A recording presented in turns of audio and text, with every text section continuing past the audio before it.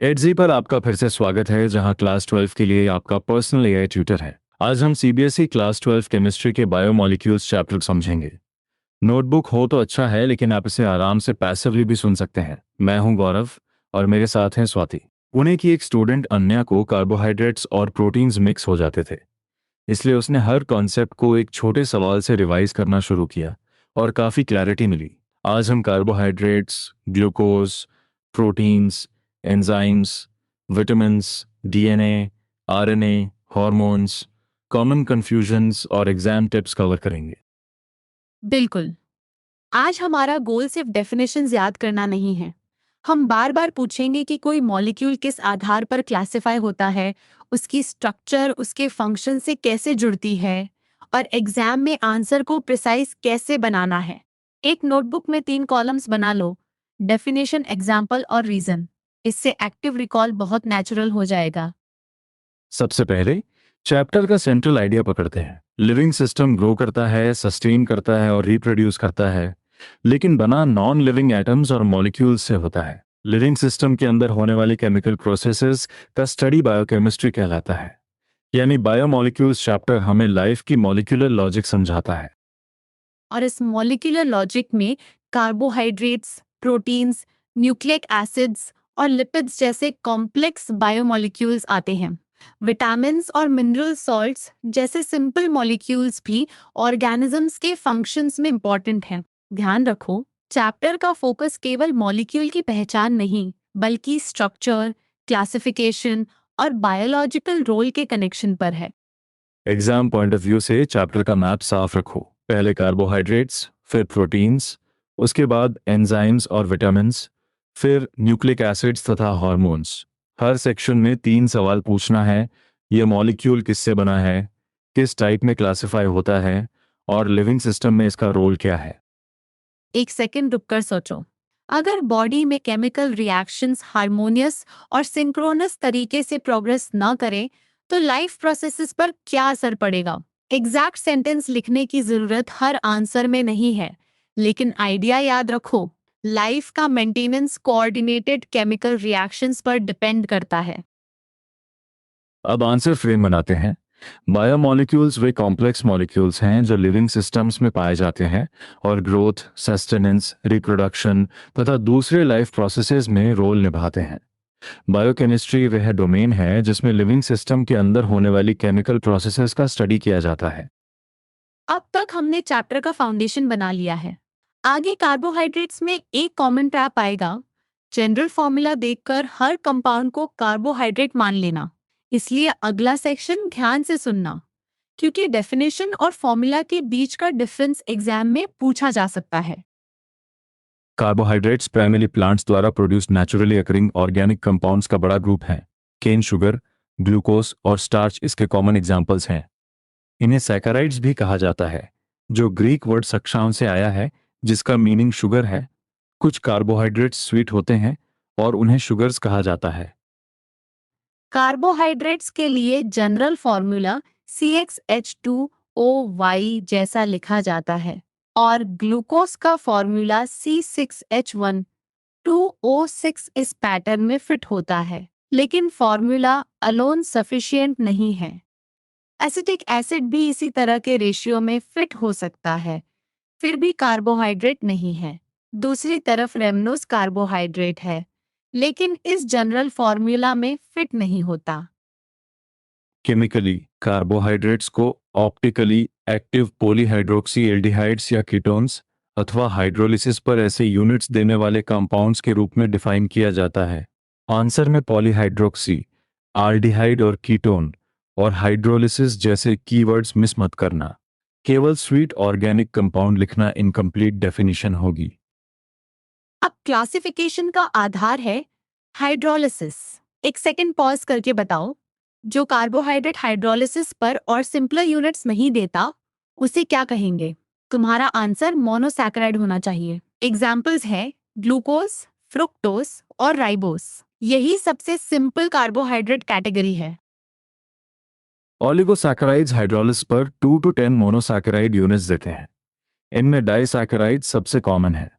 Number के आधार पर disaccharide ट्राइसैकेराइड और टेट्रासैकेराइड जैसे नहीं जाते हैं। इसलिए ओलिगोसैकेराइड को सिंपली 2 यूनिट मॉलिक्यूल मत समझना, उसका रेंज 2 से 10 यूनिट्स तक है।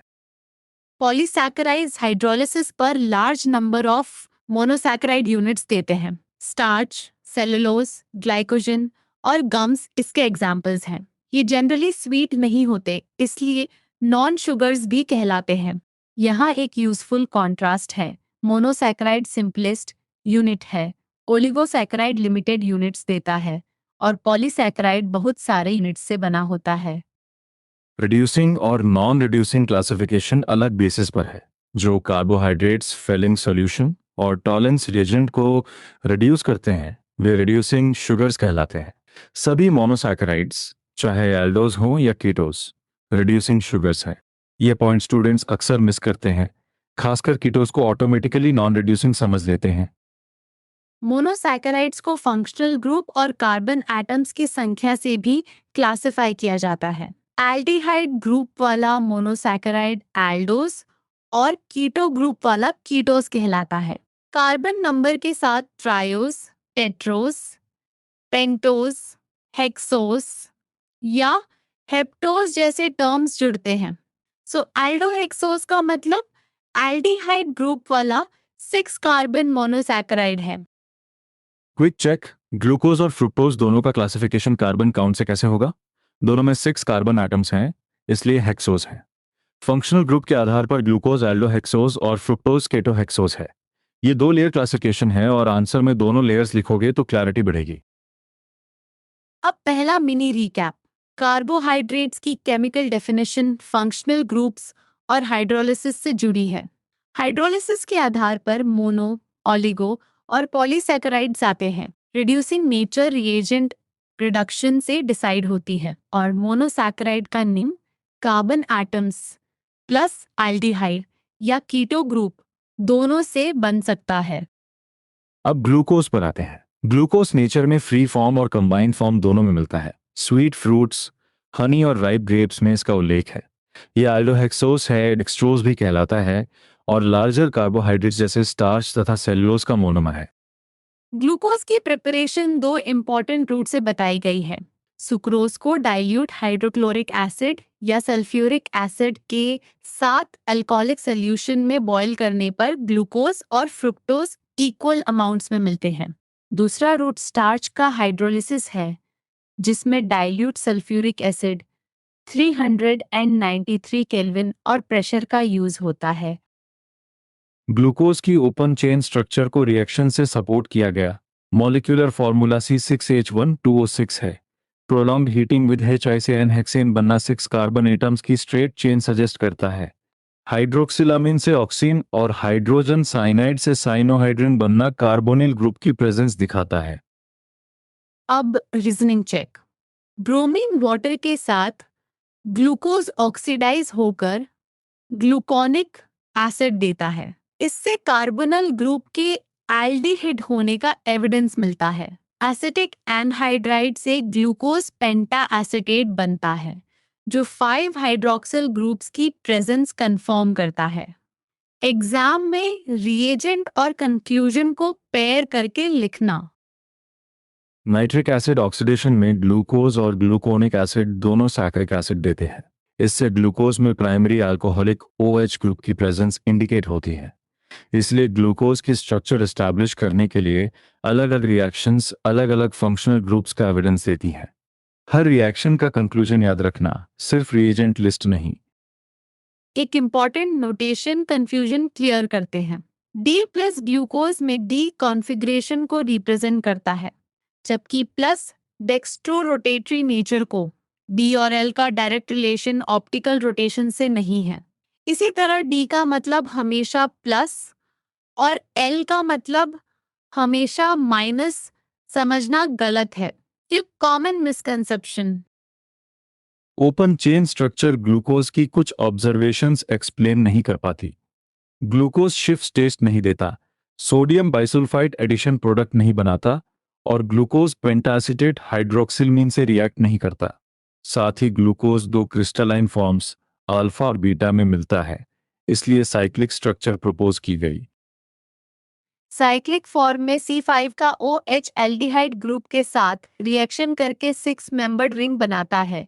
इस साइक्लिक हेमियासिटल स्ट्रक्चर में पहले वाला एल्डिहाइड कार्बन C1 अनोमेरिक कार्बन बन जाता है। C1 के OH की कॉन्फ़िगरेशन में डिफरेंस के कारण अल्फा और बीटा फॉर्म्स बनती हैं। ऐसे आइसोमर्स अनोमर्स कहलाते हैं।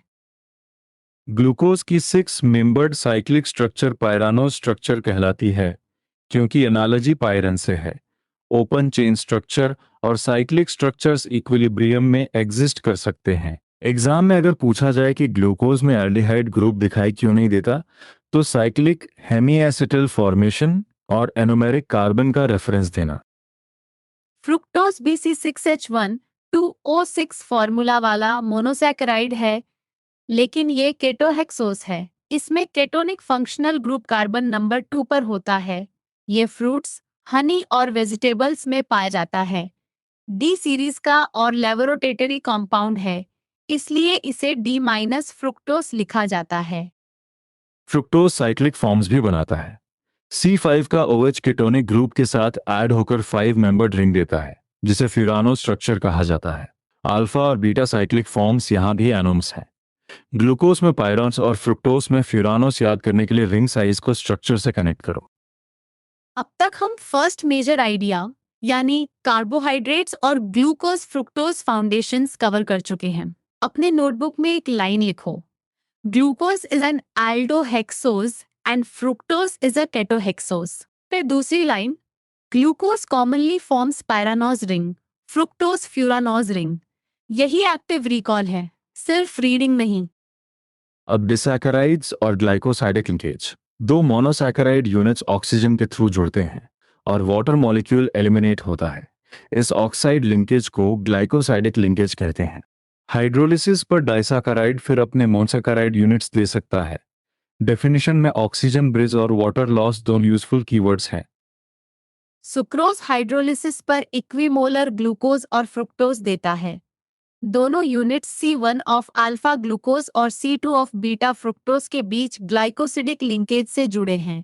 दोनों रिड्यूसिंग ग्रुप्स बॉन्ड फॉर्मेशन में इन्वॉल्व्ड हैं, इसलिए सुक्रोज नॉन रिड्यूसिंग शुगर है। घर की शुगर और केमिस्ट्री का यह कनेक्शन याद रखना आसान रहेगा।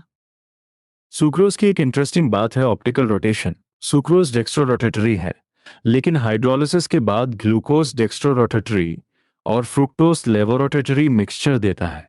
फ्रुक्टोज का लेवोरोटेशन मैग्नीट्यूड अधिक होने से फाइनल मिक्सचर लेवोरोटेटरी हो जाता है। इस चेंज को इन्वर्ट शुगर फॉर्मेशन कहा जाता है। मोल्टोज दो अल्फा ग्लूकोज यूनिट से बना डाइसैकेराइड है। एक ग्लूकोज का C1 दूसरे ग्लूकोज के C4 से जुड़ा होता है। दूसरे ग्लूकोज पर फ्री एल्डिहाइड ग्रुप सॉल्यूशन में बन सकता है, इसलिए मोल्टोज रिड्यूसिंग शुगर है। कंपेयर करो, सुक्रोज में रिड्यूसिंग ग्रुप्स इन्वॉल्व्ड, मोल्टोज में एक रिड्यूसिंग ग्रुप फ्री। लैक्टोज को मिल्क शुगर कहा जाता है। यह बीटा गैलेक्टोज और बीटा ग्लूकोज से बना है। लिंकेज गैलेक्टोज के C1 और ग्लूकोज के C4 के बीच है। ग्लूकोज यूनिट पर फ्री एल्डिहाइड ग्रुप प्रोड्यूस हो सकता है, इसलिए लैक्टोज भी रिड्यूसिंग शुगर है। हाइड्रोलिसिस प्रोडक्ट्स पूछे जाएं तो गैलेक्टोज और ग्लूकोज लिखना। क्विक क्विज, सुक्रोज के हाइड्रोलाइसिस प्रोडक्ट्स क्या हैं और लैक्टोज के? पहले बोलकर आंसर दो। सुक्रोज से ग्लूकोज प्लस फ्रक्टोज, लैक्टोज से गैलेक्टोज प्लस ग्लूकोज।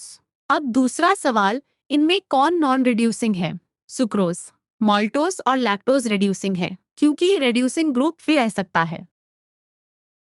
अगर इस तरह के एग्जैक्ट डाउट्स में कंफ्यूजन हो तो एडजी को सोक्रेटिक स्टडी पार्टनर की तरह यूज कर सकते हो। आंसर सीधे लेने के बजाय उससे पूछो कि फ्री रिड्यूसिंग ग्रुप किस मॉलिक्यूल में बच रहा है। इससे ग्लाइकोसिडिक लिंकेज और रिड्यूसिंग नेचर को रीजनिंग से रिवाइज करोगे, रूट लिस्ट से नहीं। बहुत अच्छा।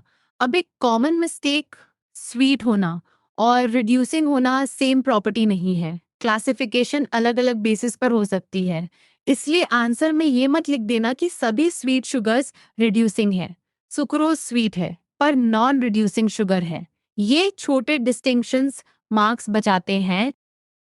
पॉलीसैकेराइड्स में large number of monosaccharide units glycosidic linkages से जुड़े होते हैं। इनके दो ब्रॉड रोल सोर्स में प्रोमिनेंट हैं, फूड स्टोरेज और स्ट्रक्चरल मटेरियल। स्टार्च प्लांट्स का मेन स्टोरेज पॉलीसैकेराइड है, जबकि ग्लाइकोजन एनिमल बॉडी में कार्बोहाइड्रेट स्टोरेज का फॉर्म है।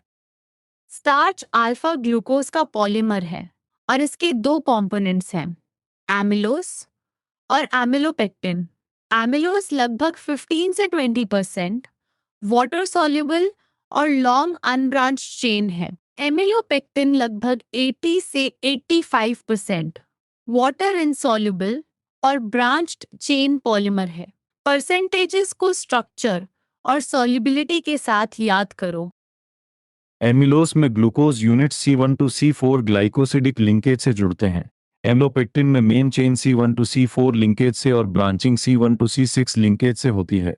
यही ब्रांचिंग डिस्टिंक्शन स्टार्च के कंपोनेंट्स को कंपेयर करने में बहुत यूजफुल है। सेल्यूलोज प्लांट्स में एक्सक्लूसिवली मिलता है और प्लांट सेल वॉल का प्रीडोमिनेंट कॉन्स्टिट्यूएंट है। यह केवल बीटा ग्लूकोज यूनिट्स का स्ट्रेट चेन पॉलीसैकेराइड है, जिसमें C1 और C4 के बीच ग्लाइकोसिडिक लिंकेज होता है। स्टार्च और सेल्यूलोज दोनों ग्लूकोज पॉलीमर्स हैं, लेकिन अल्फा वर्सेस बीटा लिंकेज और स्ट्रक्चर का डिफरेंस बहुत इंपॉर्टेंट है। ग्लाइकोजन एनिमल बॉडी का स्टोरेज कार्बोहाइड्रेट है, इसलिए इसे एनिमल स्टार्च भी कहते हैं। इसकी स्ट्रक्चर एमिलोपेक्टिन जैसी है, लेकिन यह और अधिक हाईली ब्रांच्ड है। यह लिवर, मसल्स और ब्रेन में प्रेजेंट हो सकता है। बॉडी को ग्लूकोज चाहिए तो एंजाइम्स ग्लाइकोजन को ग्लूकोज में ब्रेक करते हैं। अब कंपैरिजन चैलेंज। प्लांट्स का main storage polysaccharide starch, animals का ग्लाइकोजन और प्लांट सेल वॉल का प्रेडोमिनेंट पॉलीसैकेराइड सेल्यूलोज। अगर क्वेश्चन आए, स्टार्च और ग्लाइकोजन को स्टोरेज रोल से कंपेयर करो। स्टार्च और सेल्यूलोज को अल्फा बीटा लिंकेज, ब्रांचिंग और फंक्शन से कंपेयर करो। कार्बोहाइड्रेट्स फूड में मेजर रोल निभाते हैं और प्लांट्स तथा एनिमल्स दोनों के लिए एसेंशियल हैं। स्टार्च डाइटरी सोर्स है, ग्लाइकोजन एनिमल स्टोरेज मॉलिक्यूल है और सेल्यूलोज प्लांट सेल वॉल का हिस्सा है। सेल्यूलोज वुड और कॉटन फाइबर में भी रिलेवेंट है और टेक्सटाइल्स तथा पेपर जैसी इंडस्ट्रीज में रॉ मटेरियल देता है। कार्बोहाइड्रेट सेक्शन का रिकैप करते हैं। मोनो आगे हाइड्रोलाइज नहीं होता। ओलिगो 2 to 10 यूनिट्स देता है। पॉली लार्ज नंबर यूनिट्स देता है। सुक्रोज नॉन रिड्यूसिंग, माल्टोज और lactose reducing. Starch plant storage, glycogen animal storage, cellulose structural. ये चेन अपने शब्दों में बोलकर देखो। अब प्रोटीन्स लिविंग सिस्टम की मोस्ट अबंडेंट बायोमोलिक्यूल्स में बताए गए हैं और ग्रोथ तथा मेंटेनेंस के लिए फंडामेंटल है।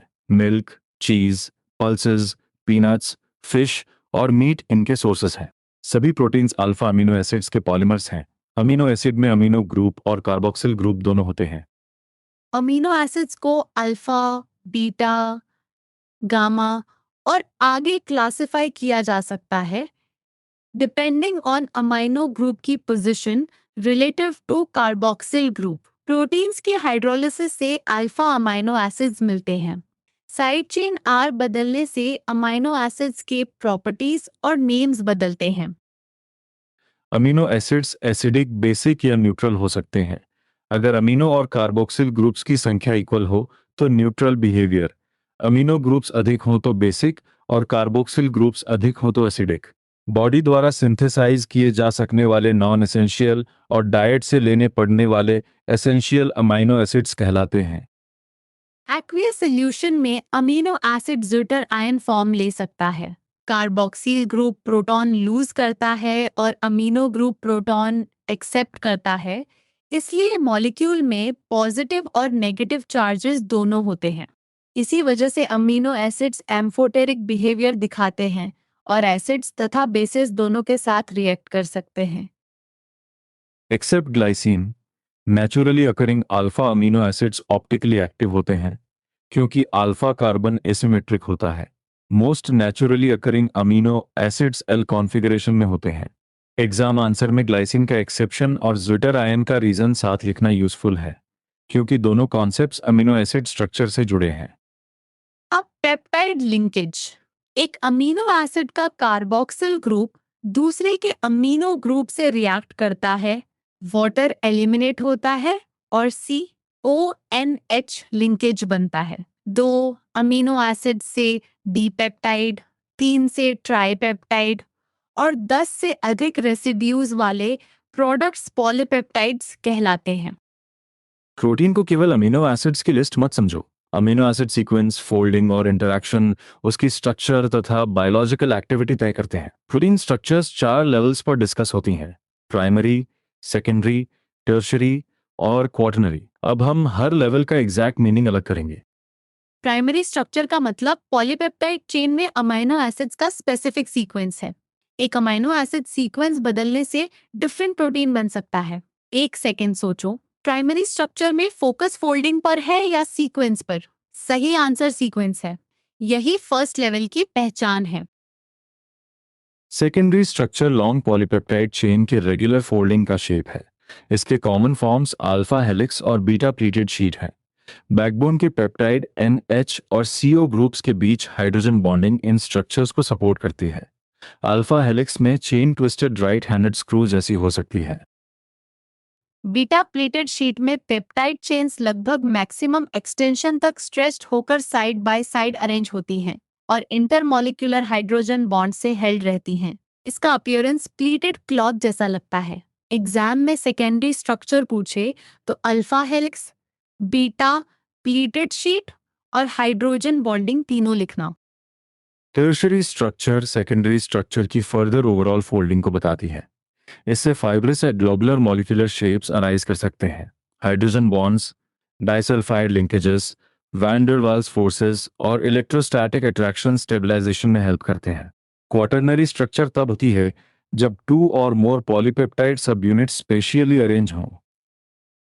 शेप के बेसिस पर फाइब्रस प्रोटीन्स में पॉलीपेप्टाइड चेन्स पैरेलल चलती हैं और हाइड्रोजन तथा डिसल्फाइड बॉन्ड से हेल्ड रहती हैं। ये जनरली वाटर में इंसॉल्युबल होते हैं। केराटिन और मायोसिन एग्जाम्पल्स हैं। ग्लोबुलर प्रोटीन्स में चेन्स कॉइल होकर स्फेरिकल शेप देती हैं और ये यूजुअली वाटर सॉल्युबल होते हैं। इंसुलिन और एल्ब्यूमिन्स एग्जाम्पल्स हैं। नेटिव प्रोटीन वह प्रोटीन है जिसकी यूनिक 3 डायमेंशनल स्ट्रक्चर और बायोलॉजिकल एक्टिविटी होती है। टेम्परेचर या pH में फिजिकल अथवा केमिकल चेंज से हाइड्रोजन बॉन्ड्स डिस्टर्ब हो सकते हैं। ग्लोब्यूल्स अनफोल्ड और हेलीज अनकॉइल होती हैं, जिससे एक्टिविटी लॉस्ट होती है। इस प्रोसेस को डीनेचरेशन कहते हैं। डिनेचरेशन में सेकेंडरी और टर्शियरी स्ट्रक्चर्स डिस्ट्रॉय होती हैं, लेकिन प्राइमरी स्ट्रक्चर इंटैक्ट रहती है। बॉइलिंग पर एग वाइट का कोएगुलेशन इसका कॉमन एग्जाम्पल है। मिल्क कर्डलिंग भी एग्जाम्पल है, जहां बैक्टीरिया द्वारा लैक्टिक एसिड फॉर्मेशन इन्वॉल्व्ड है। कॉमन मिस्टेक ये है कि डिनेचुरेशन में पूरी पेप्टाइड चेन टूट जाती है। सोर्स के अनुसार primary structure remains intact. Enzymes biocatalysts हैं जो बॉडी की माइल्ड कंडीशंस में रिएक्शंस को पॉसिबल और फास्टर बनाते हैं। Almost all enzymes globular proteins हैं। वे पर्टिकुलर रिएक्शन और पर्टिकुलर सबस्ट्रेट के लिए स्पेसिफिक होते हैं। माल्टेस माल्टोज की हाइड्रोलिसिस को कैटलाइज करके ग्लूकोज देता है और एंजाइम नेम्स अक्सर रेसिपरेंट होते हैं।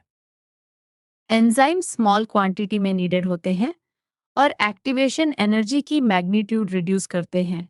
सोर्स में सुक्रोज हाइड्रोलिसिस का कंपैरिजन है। एसिड हाइड्रोलिसिस की एक्टिवेशन एनर्जी 6.22 किलोजूल पर मोल, जबकि सुक्रेज के साथ 2.15 किलोजूल पर मोल। एग्जाम पॉइंट, एंजाइम कैटालिस्ट है, रिएक्शन की स्पेसिफिसिटी भी रखता है। विटामिन्स ऑर्गेनिक कंपाउंड्स हैं जो डाइट में स्मॉल अमाउंट्स में रिक्वायर्ड होते हैं और स्पेसिफिक बायोलॉजिकल फंक्शंस करते हैं। बॉडी अधिकांश विटामिन्स को सफिशिएंट अमाउंट में सिंथेसाइज नहीं कर पाती, इसलिए डाइट इंपॉर्टेंट है। डेफिशिएंसी से स्पेसिफिक डिजीज हो सकती हैं। एक्सेस विटामिन्स भी हार्मफुल हो सकते हैं, इसलिए अननेसेसरी पिल्स अवॉइड करनी चाहिए। सॉल्युबिलिटी के आधार पर विटामिन्स 2 ग्रुप्स में हैं। फैट सॉल्युबल विटामिन्स ए, डी, ई और के हैं। ये फैट और ऑयल्स में सॉल्युबल तथा वाटर में इनसॉल्युबल होते हैं और लिवर तथा एडिपोज टिश्यूज में स्टोर्ड हो सकते हैं। वाटर सॉल्युबल ग्रुप में बी विटामिन्स और सी आते हैं। इन्हें रेगुलर डाइट से सप्लाई करना पड़ता है। विटामिन सी वाटर सॉल्युबल है और रेडिली एक्सक्रीटेड हो जाता है, इसलिए बॉडी में स्टोर नहीं होता। एक्सेप्ट विटामिन B12 का सोर्स में एक्सेप्शन दिया गया है। विटामिन सी एफिशिएंसी स्कर्वी यानी ब्लीडिंग गम्स से एसोसिएटेड है। विटामिन डी डेफिशिएंसी रिकेट्स और ऑस्टियोमलेशिया से लिंक्ड है। विटामिन के ब्लड क्लॉटिंग से रिलेटेड है। एक quick recall, vitamin A deficiency से नाइट ब्लाइंडनेस और ज़रोफ्थैल्मिया, B1 से बेरीबेरी, B12 से पर्निशियस अनीमिया, C से स्कर्वी, D से रिकेट्स, E से आरबीसी फ्रैजिलिटी और मस्कुलर वीकनेस और K से इंक्रीज्ड ब्लड क्लॉटिंग टाइम। तुम्हारा आंसर क्या आ रहा है? ब्लड कोएगुलेशन के लिए कौन सा विटामिन? विटामिन के। अब न्यूक्लिक एसिड्स। हेरेडिटी के कैरेक्टर्स जनरेशन से जनरेशन ट्रांसमिट करने में न्यूक्लियस और क्रोमोसोम्स का रोल है। क्रोमोसोम्स प्रोटीन्स और न्यूक्लिक एसिड से बने होते हैं। डीएनए और आरएनए न्यूक्लिक एसिड्स के दो मेन टाइप्स हैं। ये long chain polymers of nucleotides हैं, इसलिए पॉलीन्यूक्लियोटाइड्स भी कहते हैं। कंप्लीट हाइड्रोलाइसिस ऑफ डीएनए या आरएनए से पेंटोज शुगर, फॉस्फोरिक एसिड और नाइट्रोजन कंटेनिंग बेसिस मिलते हैं।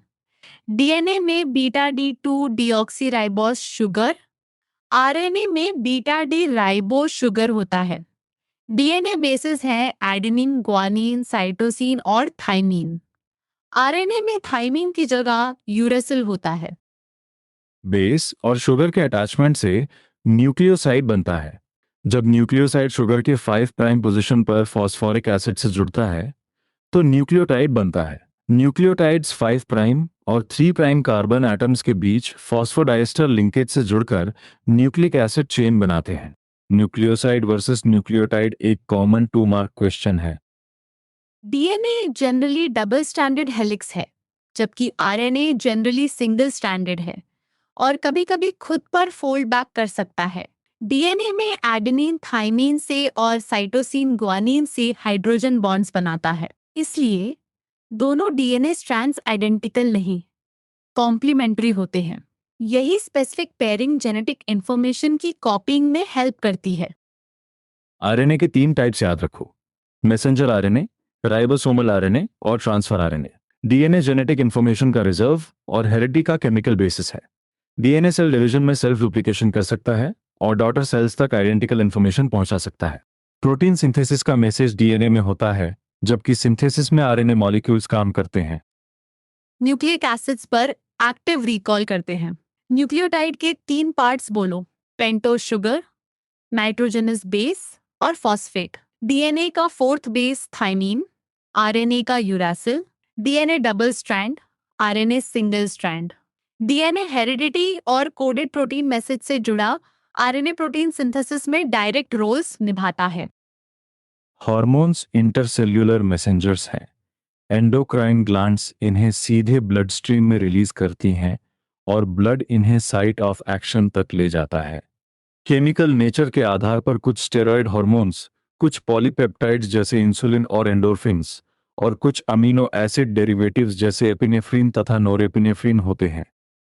इंसुलिन ब्लड ग्लूकोज लेवल को नैरो लिमिट में रखने में हेल्प करता है और राइज इन ग्लूकोज के रिस्पॉन्स में रिलीज होता है। ग्लूकागॉन ब्लड ग्लूकोज बढ़ाने की टेंडेंसी रखता है। ग्रोथ हार्मोन्स और सेक्स हार्मोन्स ग्रोथ तथा डेवलपमेंट में रोल निभाते हैं। थायरोक्सिन टायरोसिन का आयोडिनेटेड डेरिवेटिव है और आयोडीन डेफिशिएंसी हाइपोथायरॉयडिज्म से जुड़ सकती है। अब फाइनल एग्जाम सेक्शन में आते हैं। बायोमोलिक्यूल से commonly tested questions definition, classification, comparison, hydrolysis products, structure based reasoning और बायोलॉजिकल फंक्शंस पर हो सकते हैं। आंसर लिखते समय पहले डायरेक्ट डेफिनेशन, फिर क्लासिफिकेशन या स्ट्रक्चर और अंत में एग्जाम्पल या फंक्शन हो। इससे रिस्पॉन्स ऑर्गेनाइज्ड और मार्क्स फ्रेंडली रहता है। एक लास्ट क्वेश्चन सेट। लैक्टोज के हाइड्रोलिसिस प्रोडक्ट्स गैलेक्टोज और ग्लूकोज ग्लाइकोसिडिक लिंकेज क्या है? ऑक्सीजन के थ्रू मोनोसेकेराइड यूनिट्स का लिंकेज वाटर लॉस के साथ। डिनेचुरेशन में कौन सी स्ट्रक्चर्स डिस्टर्ब होती हैं? सेकेंडरी और टर्शियरी। Primary intact. डीएनए में थाइमीन और आरएनए में यूरेसिल। खुद बोलकर वेरीफाई करो। फाइनल रिकैप शुरू करते हैं। बायोमोलिक्यूल्स लाइफ की मॉलिक्यूलर लॉजिक बनाते हैं। कार्बोहाइड्रेट्स पॉलीहाइड्रोक्सी एल्डिहाइड्स या कीटोन्स हैं और मोनो, ओलिगो, पॉली में क्लासिफाई होते हैं। रिड्यूसिंग शुगर्स फेलिंग्स और टोलेंस रिएजेंट्स रिड्यूस करते हैं। ग्लूकोस एल्डोहेक्सोस, फ्रुक्टोस केटोहेक्सोस और ग्लाइकोसिडिक लिंकेज शुगर यूनिट्स को जोड़ती है। प्रोटीन्स अल्फा अमीनो एसिड्स के पॉलिमर्स हैं, पेप्टाइड बॉन्ड से जुड़े होते हैं और प्राइमरी से क्वाटरनरी तक स्ट्रक्चर लेवल्स रखते हैं। फाइब्रस जनरली इंसॉल्युबल और ग्लोबुलर जनरली सॉल्युबल होते हैं। पीएच या टेम्परेचर चेंज से डिनेचुरेशन हो सकती है, जिसमें सेकेंडरी और टर्शियरी स्ट्रक्चर्स लूज होती हैं, प्राइमरी स्ट्रक्चर नहीं। विटामिन स्मॉल अमाउंट्स में रिक्वायर्ड ऑर्गेनिक कंपाउंड्स हैं। ए, डी, ई, के फैट सॉल्युबल और बी ग्रुप तथा सी वाटर सॉल्युबल हैं। न्यूक्लिक एसिड्स न्यूक्लियोटाइड्स के पॉलिमर्स हैं। डीएनए में डीऑक्सीराइबोस और थाइमीन, आरएनए में राइबोस और uracil. DNA double stranded heredity molecule है। आरएनए मोस्टली सिंगल स्ट्रैंडेड और प्रोटीन सिंथेसिस से जुड़ा है। तुम्हारा कॉन्क्रीट चैलेंज है, अब नोटबुक बंद करके 10 मिनट में 4 मिनी आंसर्स लिखो। पहला, सुक्रोज और लैक्टोज कंपेयर करो। दूसरा, 4 प्रोटीन स्ट्रक्चर्स डिफाइन करो। तीसरा, डीएनए और आरएनए के स्ट्रक्चरल डिफरेंसेस लिखो। चौथा, विटामिन्स को सॉल्युबिलिटी के बेसिस पर क्लासिफाई करो और एक डेफिशिएंसी एग्जाम्पल दो। कॉमन मिस्टेक एक बार फिर, डी नोटेशन को ऑप्टिकल रोटेशन का डायरेक्ट सिनोनिम मत लिखना और डीनेचुरेशन को प्राइमरी पेप्टाइड चेन का कंप्लीट ब्रेकडाउन मत समझना। अगर किसी आंसर में डाउट रहे एडजी पर उसे सोक्रेटिक क्वेश्चंस के साथ स्टेप बाय स्टेप टेस्ट करो ताकि फाइनल रिस्पॉन्स तुम्हारी अपनी रीजनिंग से बने। आज तुमने बायोमोलिक्यूल्स को आइसोलेटेड फैक्ट्स की तरह नहीं, बल्कि स्ट्रक्चर, क्लासिफिकेशन और फंक्शन की कनेक्टेड स्टोरी की तरह रिवाइज किया। अब अपने आंसर्स जोर से बोलो, एक डिफिकल्ट कंपैरिजन किसी फ्रेंड को टीच करो और जहां अटक जाओ वहां उसी पॉइंट को फिर से एक्टिव रिकॉल से उठाओ। हमारी तरफ से इतना ही। सबसे इंपॉर्टेंट एक स्टेप है आज ही ये छोटा चैलेंज पूरा करना और गलतियों को मार्क करके दोबारा रिवाइज करना। एजी के साथ तुम्हारा पर्सनल एआई ट्यूटर मोड इसी तरह डाउट्स को क्वेश्चंस, एक्सप्लेनेशंस और प्रैक्टिस में बदल सकता है। सुनने के लिए धन्यवाद। पढ़ते रहो, कामली रिवाइज करो और अगली लर्निंग सेशन में फिर मिलेंगे।